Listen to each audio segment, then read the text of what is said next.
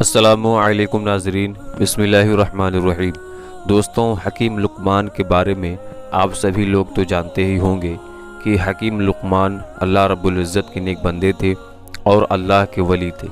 حکیم لقمان رحمۃ اللہ تعالی علیہ کی ولادت حضرت داؤد علیہ السلام کے دور میں ہوا اور ان کا وصال حضرت یونس علیہ السلام کے دور میں ہوا۔ وہ اللہ رب العزت کے نیک بندے اور اللہ کے ولی تھے۔ لقمان کے معنی بہت زیادہ عقل والا ہے۔ آپ کے نام میں حکیم آتا ہے اور حکیم طبیب کو کہتے ہیں۔ اللہ تعالیٰ نے حکیم لقمان کو حکمت اور دانائی بخشی تھی۔ آپ کی حکمت کی یونان میں بہت مشہوریت ہے، جسے طب یونانی کہتے ہیں۔ قرآن پاک میں اگر کسی کا ذکر آ جائے تو وہ چیز بڑی عظمت والی اور اس کا وقار اور بلند ہو جاتا ہے، مگر یہاں تو اللہ رب العزت نے حکیم لقمان کے نام سے ایک پوری سورہ نازل فرمایا ہے۔ اس کے حکمت اور دانائی کے بہت سارے واقعہ موجود ہیں۔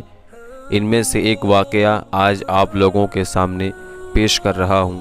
کہا جاتا ہے کہ حکیم لقمان کے دور میں ہر چیز کو زبان دی گئی تھی، ہر بے زبان کو زبان تھی۔ جڑی بوٹیاں خود بول کر حکیم لقمان کو بتا دیتی تھیں کہ ہم اس مرض کی دوا ہیں یا ہم سے اس مرض کی شفا لو۔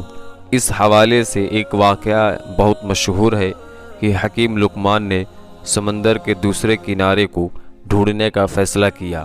ان کے پاس ایک طوطا تھا جو ان سے باتیں کیا کرتا تھا۔ حکیم لقمان نے اپنی حکمت سے جڑی بوٹیوں سے ایک ایسی دوا تیار کی جس کے کھانے سے طوطا بغیر کچھ کھائے پیے اور بنا تھکے 6 مہینے تک اپنی اڑان کو جاری رکھ سکتا تھا۔ حکیم لقمان نے 2 ایسی گولیاں تیار کر دی، ایک اپنے طوطے کو کھلا دیا اور دوسری گولی طوطے کے گلے میں باندھ دیا، اور طوطے کو نصیحت کی کہ تم اس گولی کو کھا کر 6 مہینے تک بنا تھکاوٹ کے، بنا بھوک پیاس کے اڑ سکتے ہو، اور ساتھ ہی یہ نصیحت کی کہ اگر تمہیں کہیں پر بھی بھوک اور پیاس اور تھکاوٹ محسوس ہو تو تم دوسری گولی کھا کر وہیں سے واپس ہو جانا اور آگے مت جانا۔ طوطے نے حکیم لقمان سے اجازت لی اور سمندر کی طرف اڑ چلا۔ طوطا مسلسل اپنی اڑان 6 مہینے تک جاری رکھے ہوئے تھا، لیکن اسے ابھی تک سمندر کا دوسرا کنارہ نہیں ملا۔ طوطے کو اڑتے ہوئے اب 6 مہینے سے زیادہ ہو گیا تھا۔ اب اسے بھوک اور پیاس محسوس ہونے لگی، تھکاوٹ کا بھی احساس ہونے لگا تھا، مگر یہاں تک جہاں وہ جا چکا تھا وہاں سمندر کا کنارہ تو دور کوئی پتھر یا چٹان بھی نہیں ملا تھا جن کے اوپر وہ بیٹھ کر سانس لے سکتا تھا۔ تھوڑا آگے جانے کے بعد آخرکار ایک سمندر میں چٹان نظر آئی۔ طوطا اس کے اوپر جا کر بیٹھ گیا۔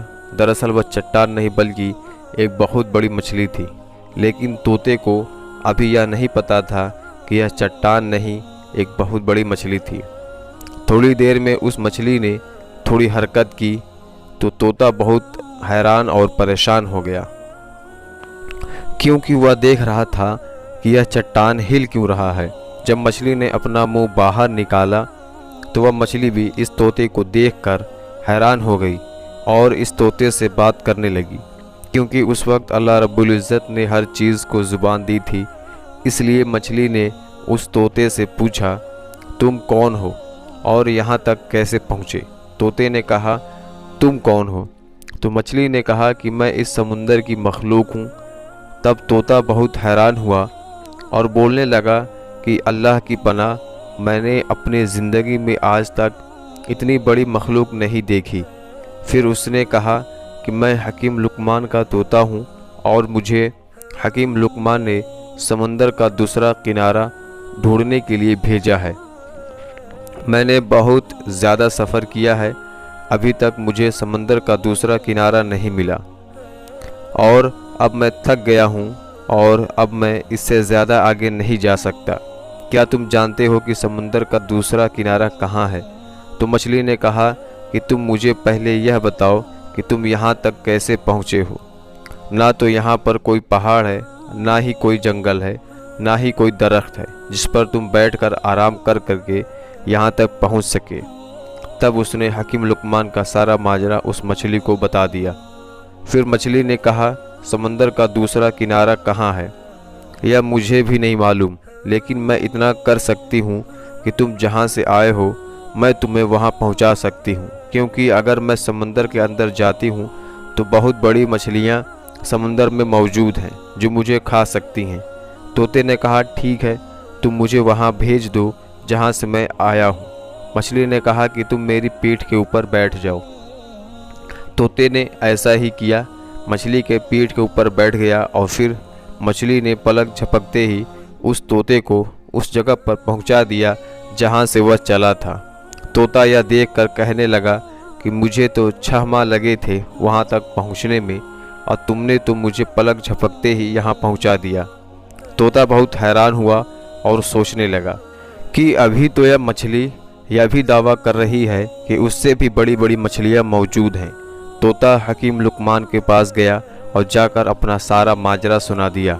हकीम लुकमान ने जब यह सारा माजरा सुना तो बहुत हैरान हुए और अल्लाह रब्बुल इज़्ज़त के बारगाह में सजदा किया और कहने लगे कि अल्लाह, बेशक तू ही जानता है कि समंदर का दूसरा किनारा कहाँ है।